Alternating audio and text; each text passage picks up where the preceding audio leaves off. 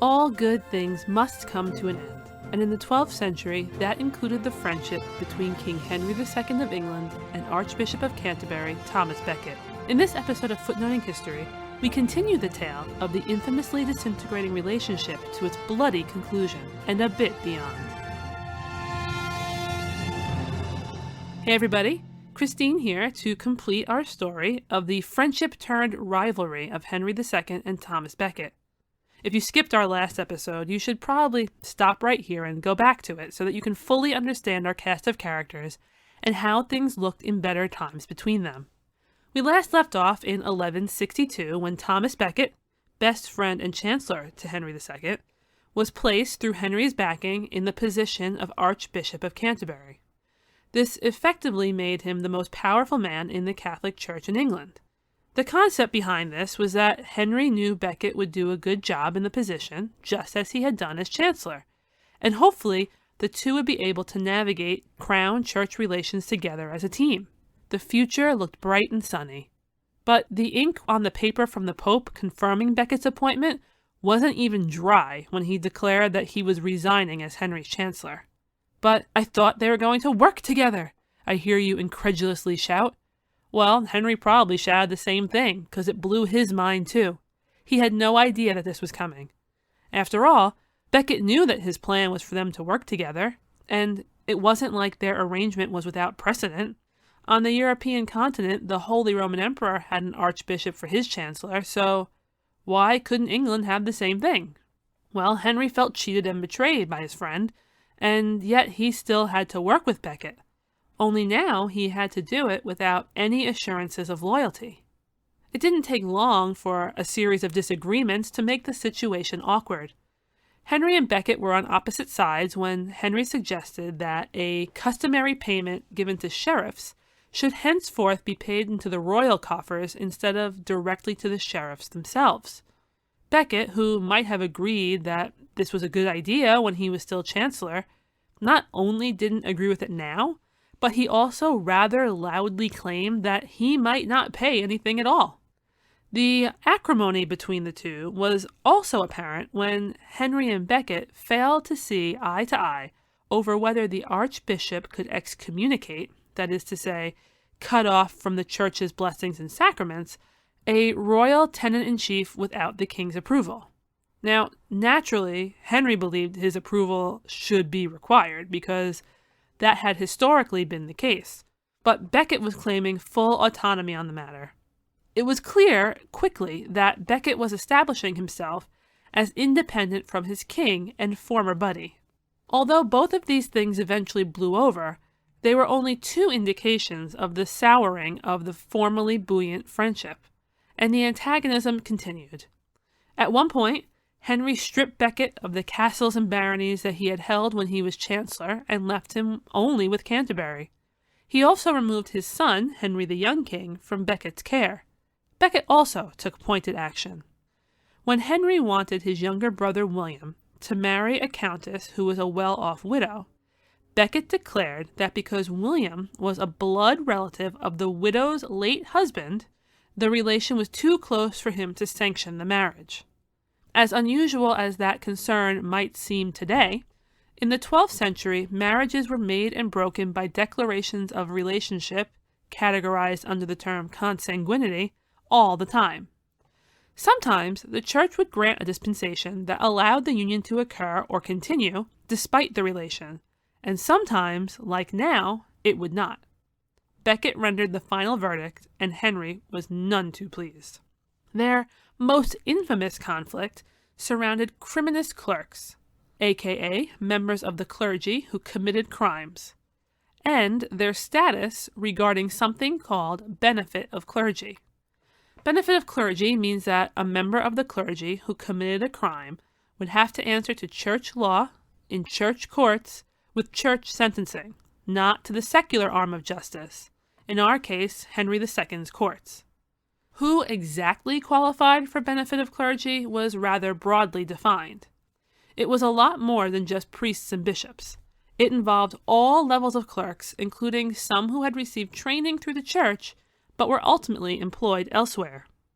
Henry raised the topic of dealing with these criminous clerks at the Council of Westminster in 1163. You see, if you were going to commit a crime, the church courts were where you wanted to be. Their laws weren't very fond of putting bloodshed in their sentences, and the highest form of punishment you were likely to receive was to be degraded from holy orders. The way Henry saw it, a clerk who committed a serious crime wouldn't really care about being degraded because they obviously hadn't cared very much about the position anyway, and because they were supposed to be answering to the highest power, that is God, the fact that they committed a heinous crime was more offensive than if it was committed by a layperson.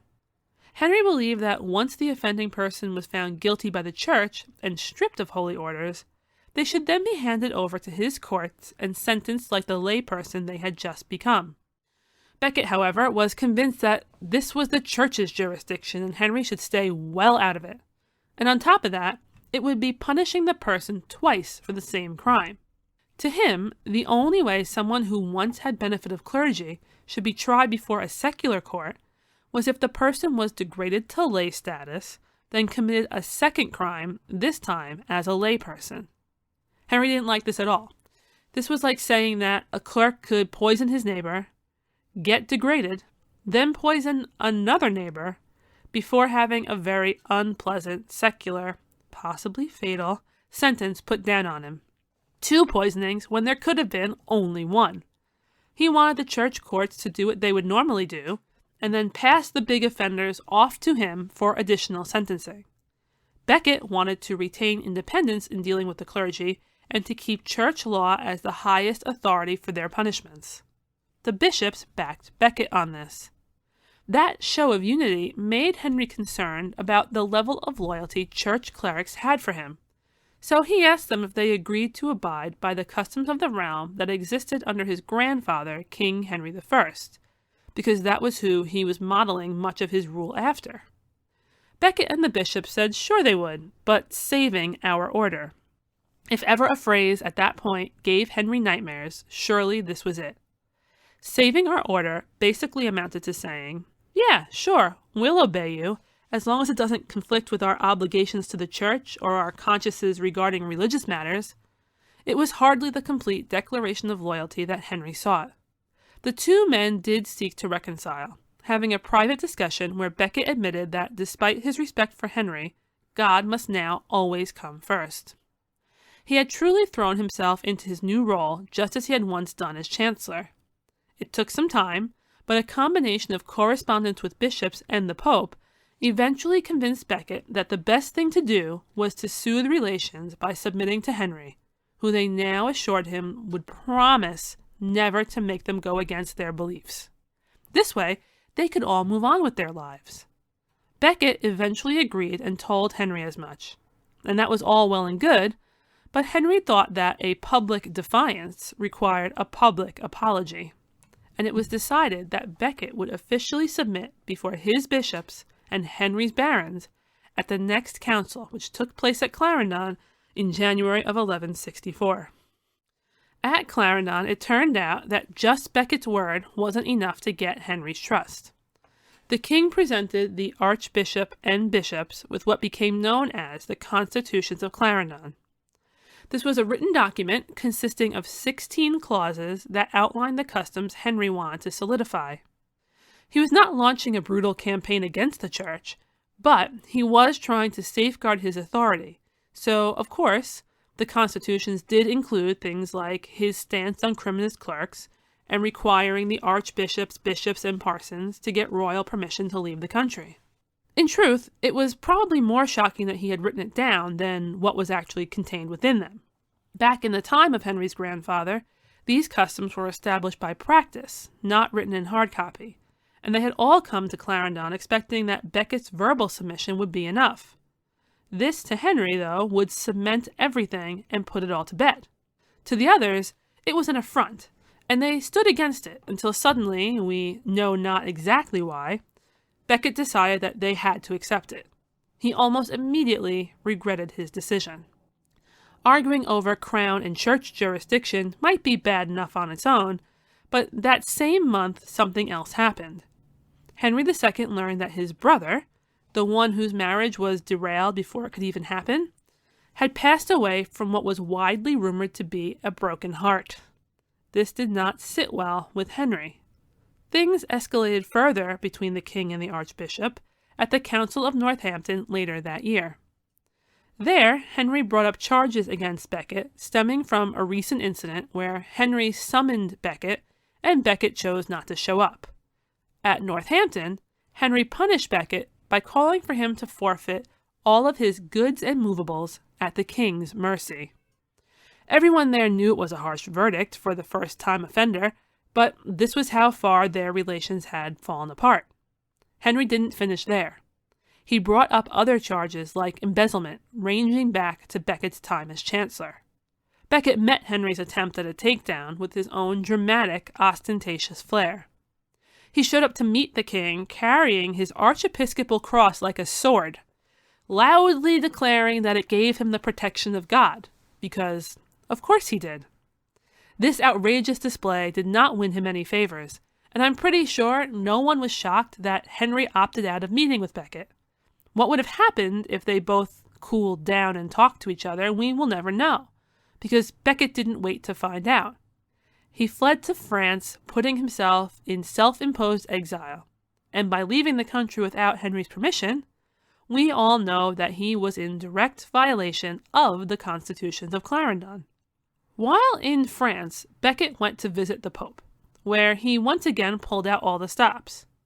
He emotionally resigned from his position as Archbishop of Canterbury, attributing his problems to the fact that he was chosen to be Archbishop by a king and not the clergy, and he offered up his archiepiscopal ring as a sign of his resignation. The Pope was moved by Becket's display and reconfirmed him as Archbishop of Canterbury. Now, by doing this, nobody could view Becket as having not earned his position properly, and he was safeguarded against any attempt from Henry to unseat him. At this point, I'm sure you can guess that when Henry learned of this, he struck back. He promptly dispossessed any of Becket's family and friends left in England. Those two certainly would not be hunting and laughing together again any time soon. The Pope and the French king tried to negotiate between them, but it was pretty much always fruitless, with Henry and Becket taking turns sniping at each other. I'll take this from you, I'll excommunicate you, that sort of thing, flying back and forth. But in early 1169, it appeared like it might be possible to force a reconciliation, except neither man was willing to publicly look like the one who lost. Becket agreed to make the first move, and it set everybody up to feel like, this is the moment, everything's going to be set up and go okay. But, much to the dismay of the mediators, he at the last minute threw in saving the honor of my God, which was not that far off from saving our order, and it only angered Henry all over again and threw the negotiation process back to square one. Now, later on, while back in England, Henry decided that he was going to achieve something he had wanted for a long time. He wanted to see his eldest son crowned king, partly as a means of securing the succession while he was still alive to witness it. Some of you may remember that I chronicled that story specifically in our episode, A Royal Son, Henry the Young King. With Becket in France and out of favor, Henry figuratively slapped him by circumventing the tradition of having the coronation conducted by the Archbishop of Canterbury, and instead he had his son crowned by the Archbishop of York in June 1170. Take that, Thomas Becket. Needing Becket to crown Henry's son was basically the last big piece of leverage that the church had over the king, because they knew he wanted to see his son crowned, and they knew that having the Archbishop of Canterbury do it was like the real way it was done. But since Henry had it done by the Archbishop of York, this leverage was kind of, gone. Once the coronation was complete, Henry offered to discuss peace, saying that Becket could come back to England. After all, he hadn't really been kicked out in the first place. He left on his own, and his property of Canterbury would be returned. Henry also agreed that the young king could be recrowned by Becket. Now, nobody at this point pressed those constitutions of Clarendon because it seemed like things might work out and it was very fragile. Once the details were sorted, years after entering self-imposed exile, Thomas Becket returned to England. A period of reconciliation and healing should have started. But instead, the other shoe dropped. After Becket was back, Henry learned that he had not entirely won this whole situation, because Becket had excommunicated the Archbishop of York and the other bishops who participated in the coronation of the young king. One slap begets another. You may be familiar with the exclamation, "Will no one rid me of this troublesome priest?" Or sometimes, "Will no one rid me of this meddlesome priest?" Or, "Will no one rid me of this turbulent priest?" Choose your word. This is the historical moment when Henry II is attributed with having said that, though we can't possibly know if he actually did. What we do know, he was angry and ranting, much like he always did when he felt betrayed or duped. Only this time, 4 knights in Henry's entourage picked up and went to Canterbury to see Thomas and solve the problem for him. They approached Becket with no real known plan other than, hey, we need to make this archbishop submit, but it didn't end with verbal sparring. Finding the archbishop unwilling to bend to their demands during a confrontation at the altar, the knights killed Thomas Becket. That's right, they killed him. The date was December 29th, 1170. Just like that, Becket was gone, and the conflict was over, but in a horrible, bloody way. Becket's death immediately launched him to the status of martyr, and all eyes went to Henry. The king worried the Pope would put the country under interdict, basically banning all practice of religion in England. So he kept himself too busy to meet with the legates from him until 1172. Although Henry maintained that he never sanctioned the actions of the knights, he knew his outburst was the catalyst. He agreed to a laundry list of tasks to make amends that included a formal penance done at Canterbury and giving his peace to Becket's followers. Slowly, he re-established himself in the church's good favor, earned the cooperation of the clergy in England, and ruled until his death in 1189. Meanwhile, Becket's death was of course not the last anybody heard of him. Not only did the Pope excommunicate the men who murdered him, but Becket, now viewed as a martyr to the faith, was made a saint in 1173. Canterbury's importance as a place of pilgrimage rose, and a shrine was built that remained there until King Henry VIII had it dismantled in the 1530s, although it was later replaced with one that you can still visit today. Henry II and Thomas Becket were 2 incredibly strong-minded and insanely stubborn men with more pride than could peaceably coexist when they weren't on the same team. Their tight friendship turned into an epic battle of wills with a tragic ending, and to this day, historians and theologians continue to take sides and re-examine what happened. Did a bitter king take down a faultless holy man? Or did a self-centered upstart betray his royal best friend? Were they both to blame? Or maybe neither of them? Or were they simply humans caught up in something that spiraled out of control? Ask 10 people and you'll get 10 different answers. What's yours? This has been Footnoting History. If you like the podcast, be sure to visit our website, footnotinghistory.com, where you can find links to further reading suggestions related to this week's episode, as well as a calendar of upcoming podcasts. You can also like us on Facebook and follow us on Twitter at History Footnote. Until next time, remember, the best stories are always in the footnotes.